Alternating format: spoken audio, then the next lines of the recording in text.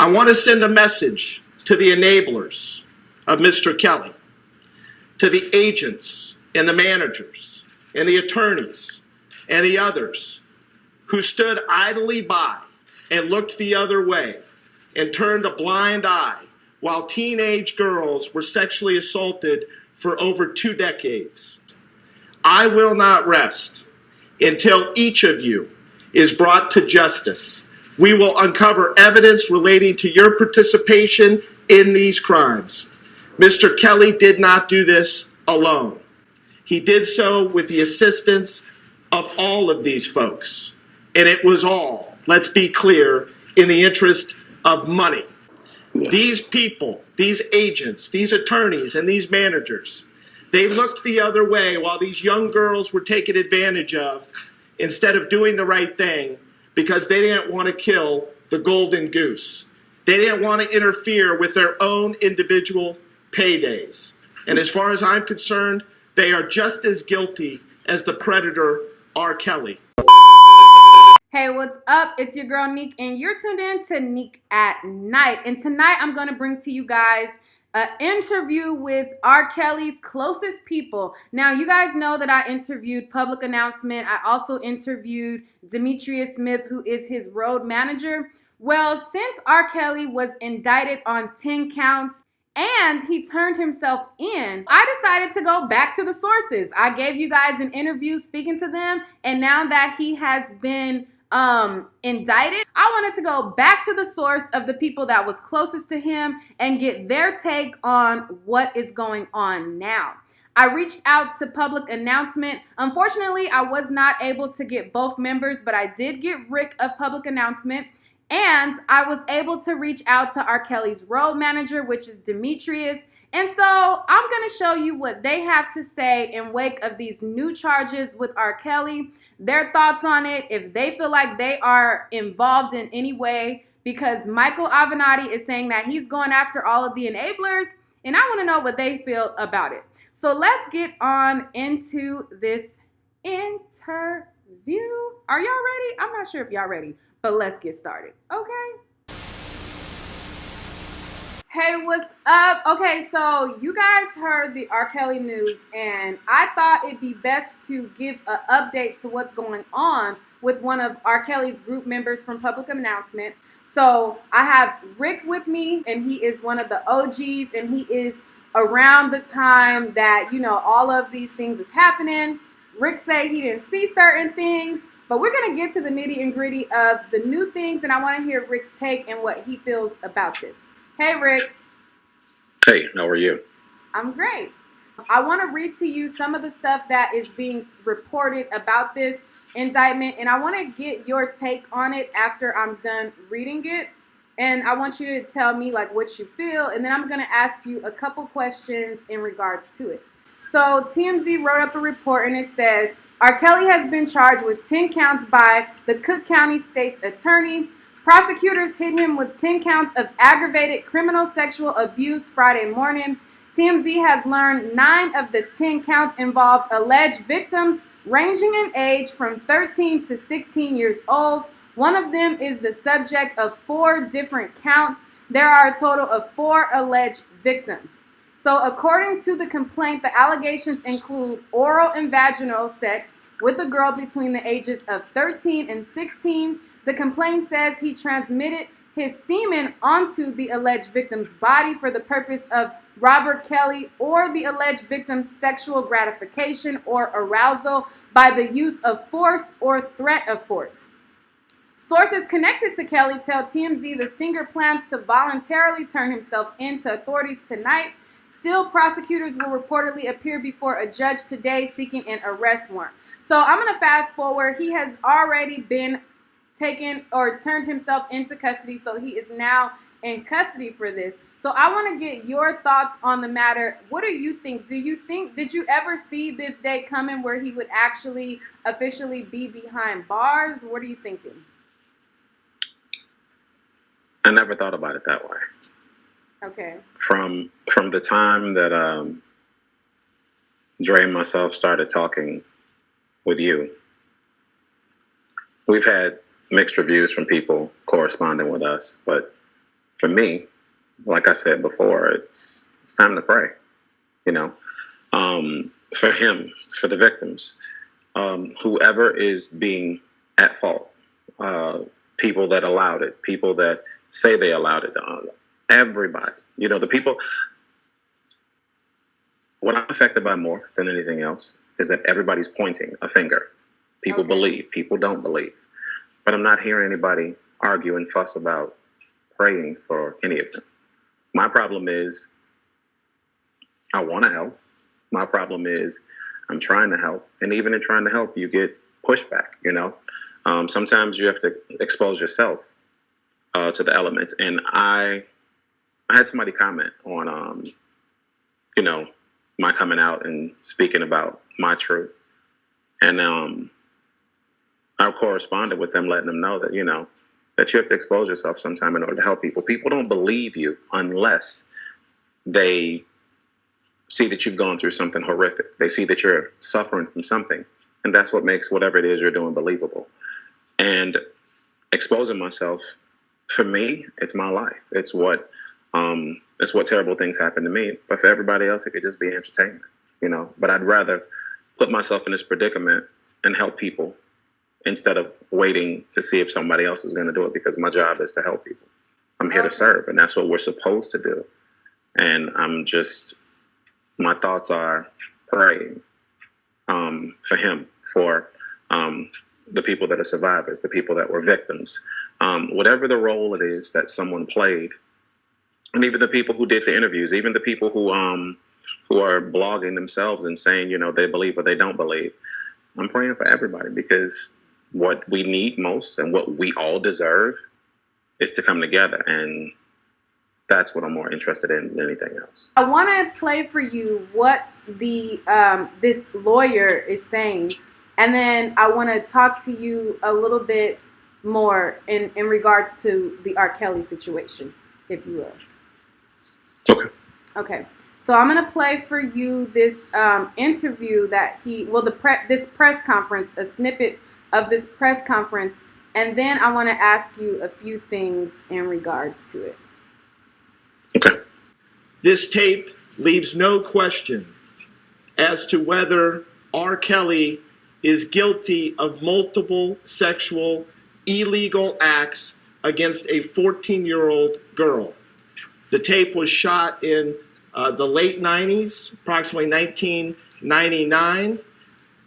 It depicts two separate scenes shot on two separate days within Mr. Kelly's residence at the time. The audio on the tape is clearly, you can clearly listen to it. It is clear. The video is far superior than the video that was used in connection with the 2008 trial. It is an entirely different video. Okay, so I'm going to skip forward a bit because he talks about, you know, the charges that he has. He talks about some of the evidence that he has. And then I'm going to skip forward a bit and then play for you kind of like the ending of what he has to say. Let's get through it. This video was turned over again to Ms. Fox and others in her office earlier this month, within days of our recovery of the tape. I want to send a message to the enablers of Mr. Kelly, to the agents and the managers and the attorneys and the others who stood idly by and looked the other way and turned a blind eye while teenage girls were sexually assaulted for over 2 decades. I will not rest until each of you is brought to justice. We will uncover evidence relating to your participation in these crimes. Mr. Kelly did not do this alone. He did so with the assistance of all of these folks. And it was all, let's be clear, in the interest of money. These people, these agents, these attorneys, and these managers, they looked the other way while these young girls were taken advantage of instead of doing the right thing, because they didn't want to kill the golden goose. They didn't want to interfere with their own individual paydays. And as far as I'm concerned, they are just as guilty as the predator R. Kelly. It is disgusting. And every parent in America should be disgusted not only by the conduct of Mr. Kelly, but by those that turned a blind eye. Okay, so I'll stop it there. What do you think in regards to what he's saying? What do you think about that? What he's saying? It's the first time I've ever heard anybody utter that. Mm-hmm. It's incredible how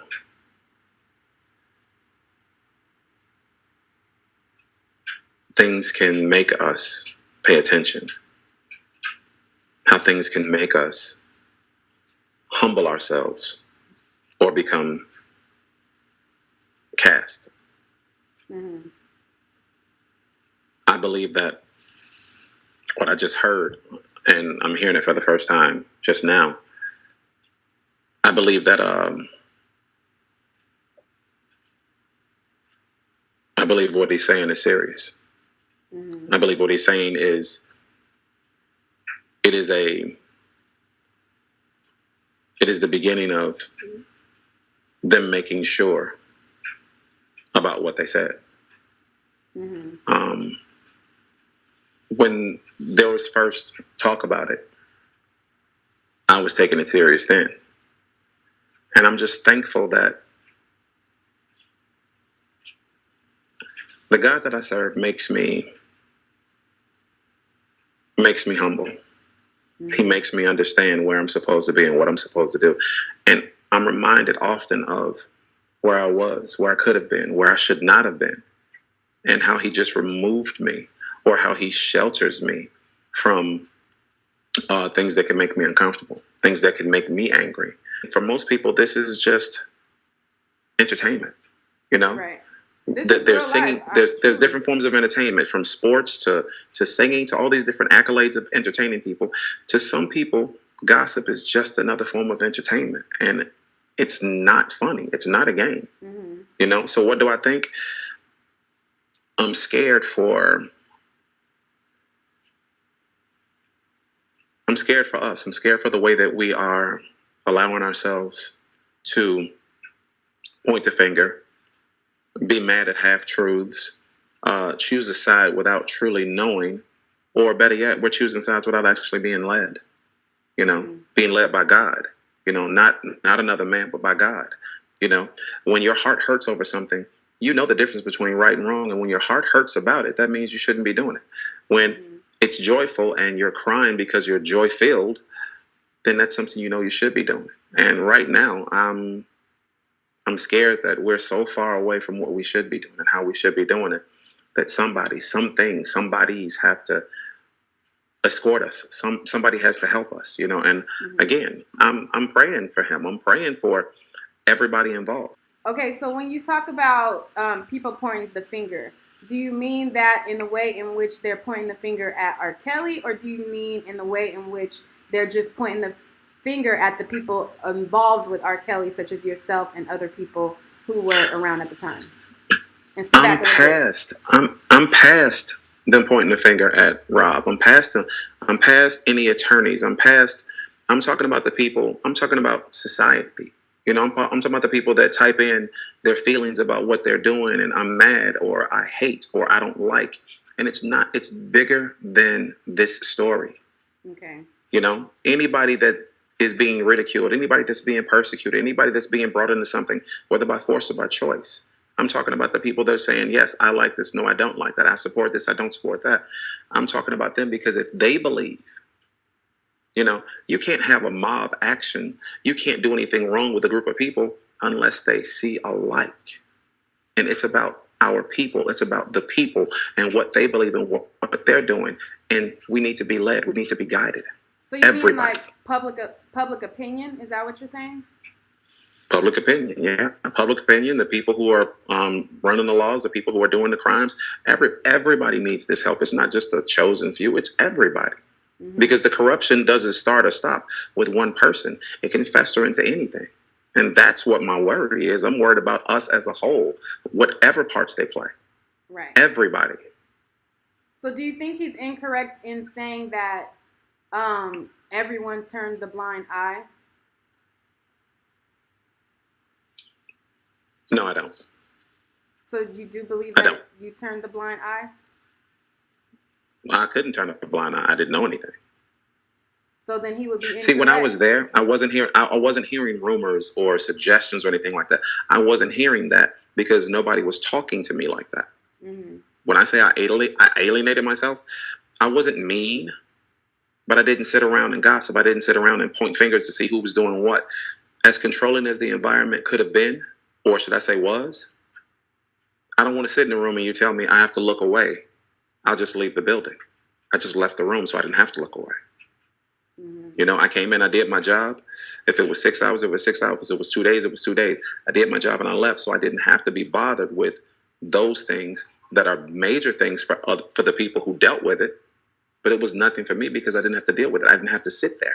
And when there are times that I did have to sit there because we were recording, I still didn't have to see everything that everybody else has seen. I didn't have to see that. I didn't have to be a part of that. So, you know, if I turned a blind eye to anything, I'd be openly about it. I'd openly admit it. But there was nothing for me to turn a blind eye about. When he says that, when that prosecutor was saying that, I believe he was talking about everybody who actually did do it. But that wasn't me. All right, guys. So I have Demetrius back with me again. Y'all had a lot of opinions the last time I talked to Mr. Demetrius. And now that there has been new information in this R. Kelly case, I wanted to get Demetrius' reaction to what Avenatti has to say. And then we're just going to, you know, just do something real quick and brief. All right. So Michael Avenatti, I guess he is the attorney like that is going after R. Kelly. And he also released a press conference in regards to the new allegations. Have you got a chance to see what he had to say? Yeah, I did. I saw what he had to say. I think right now, in regards to this whole thing, that R. Kelly has a good attorney. And that's a good thing. I'm glad he has a good attorney. It's not a nice situation because even if it is about the past, you know, I'm passionate about this. At the same time, you know, when you're talking about 13 and 14-year-old kids, man, you just have to have a line for that. You know, right. Now they have a case. They have a case that they feel like they can prosecute. And you know, again, he's got to have good attorneys, and if he got bonded out, I understand. And well, he hasn't bonded out yet, but they did set a bond. Oh, okay. If he set a bond, he'll be able to get out, which is I'm sure that being behind them walls, it's an enlightening thing. It brings you to a reality, and right. This is a reality. You know, R. Kelly is a phenomenal artist. He's a gifted talent, and right. it's a sad thing in all areas to me. Mm-hmm. You know, but I think it's an awakening for. I think he has to wake up and right. grow up. Correct. Okay, so I'm going to play for you what Avenatti said just to refresh your memory so that you can hear it, and then you know, go from there. Mm-hmm. Okay. Okay. So I'm going to skip past some of this and get kind of the ending of what he has to say. Mm-hmm. So I'm going to go 2 minutes in. And the managers and the attorneys and the others. All right, from there. Vaginal intercourse and anal penetration. There are also instances of Mr. Kelly urinating on the young girl on the videotape. This video was turned over again to Ms. Fox and others in her office earlier this month within days of our recovery of the tape. I want to send a message to the enablers of Mr. Kelly, to the agents and the managers and the attorneys and the others who stood idly by and looked the other way and turned a blind eye while teenage girls were sexually assaulted for over 2 decades. I will not rest until each of you is brought to justice. We will uncover evidence relating to your participation in these crimes. Mr. Kelly did not do this alone. He did so with the assistance of all of these folks. And it was all, let's be clear, in the interest of money. Yes. These people, these agents, these attorneys, and these managers, they looked the other way while these young girls were taken advantage of instead of doing the right thing because they didn't want to kill the golden goose. They didn't want to interfere with their own individual paydays. And as far as I'm concerned, they are just as guilty as the predator R. Kelly. It is disgusting. And every parent in America should be disgusted not only by the conduct of Mr. Kelly, but by those that turned a blind eye, that looked the other way while this occurred for over 2 decades. Okay, so that is what he has to say. So what do you have to say in response to his statement as far as, you know, the managers, the people who he felt turned a blind eye, how The he's going to enablers. be coming after the enablers? You know, it's sad. It's just sad. It's sad. I don't feel that I was an enabler. So it worries me none. To me, it was a new thing. To me, it was, something that just was unfamiliar with. However, at the same time, I gave notice of what my thoughts were. And I didn't think that my artist, that Robert, at the same time understood. Well, I can't make up excuses, and I'm not trying to for anyone that bothers a little girl. I'm just going to tell you that I don't have any sympathy in that respect. And as far as him talking about other enablers, I kind of feel like if Rob goes down, they should too, because in my time was the beginning, and it was something that we saw different than a lot of people see. And it was the beginning of something. And again,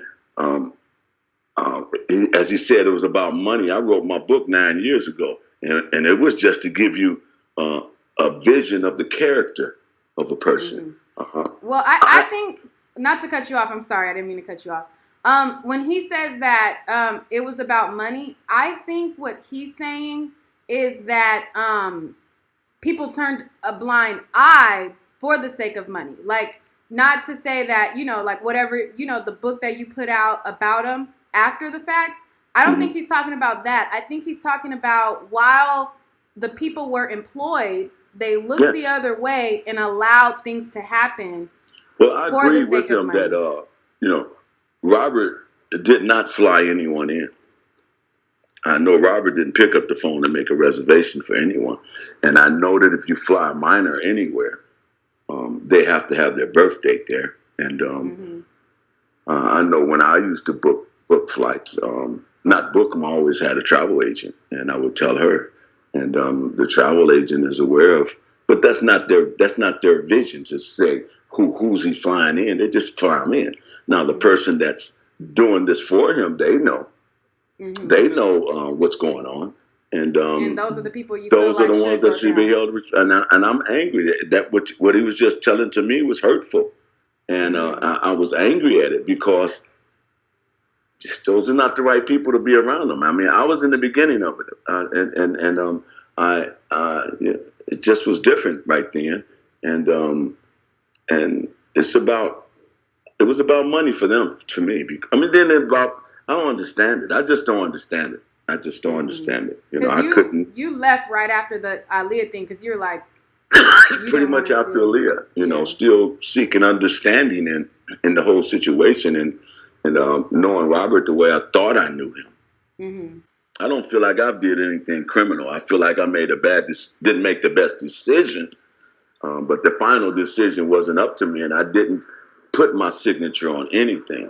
Had I did that, then I might be, I don't know what the statute of limitation is for that or anything, but I wouldn't run from what I did. If I did something that's illegal, then I want to be, I'm able to stand on that. You see, I didn't mean to do anything illegal. But when you don't look at it, it was a learning thing for me. You see. And when you say you didn't sign your signature, you're talking about as far as the marriage certificate with Aaliyah. and them saying that, Yeah. well, Yeah, I on the didn't sign it. docuseries that Again, it it was a purged. mix up of words. As you see, I'm a little bit slower when it comes to Yeah. talking to people, because in the beginning I was like, it was like, just running random, just running, talking, and you throwing words out that's just, I was just rushing, and I didn't mean to do that. So now I just take my time, and I really don't want to do interviews, but, I don't want to see nobody in jail, but discipline and consequences. That's how we learn.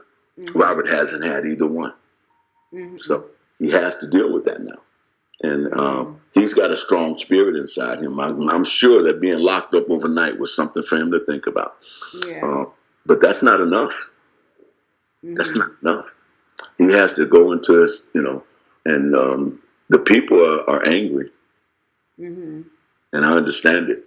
Yeah, the community, a lot of people, they want blood. They want him in jail forever. They want blood. They want to be. They don't want to be looked at, man. It's just no remorse. It's like, you can't be too proud when it comes to these kids, man, because we're responsible, man, and we have to be responsible. Right. And you're a role model. You just got to be. It's like, you're a diamond. Look at them big old pretty earrings. Ain't them earrings beautiful? That girl look beautiful with them earrings. Look like you can put them on your head, wear a crown. But I appreciate you today. I didn't mean to be on here this long, but it was comfortable, and thank you so much. Well, thank you, because a lot of people thought that I was being rude to you last time. No, you weren't. And I wasn't being rude. I take medication too. No, sometimes with me, I have what they call resting bitch face. So, we kind of, like, you said one thing, I thought another, and then, when I get into a moment where I'm like, like, it shows, and so they were thinking that I was rude because the parts where you said stuff were kind of conflicted in my mind. I was kind of like, and I guess the audience perceived it as being rude, but I wasn't being rude. I was trying to hear you out, but I have to also be real. I'm not. I can't see myself faking. Like, I can't really fake an expression and be like, absolutely, that the whole time when, what I'm saying? Like, because I really was paying attention. Like, I'm sitting there like, I'm trying to listen to everything you say, and I'm trying to pay attention, and I'm like, okay, so you said this. I think that was me. I think that was me.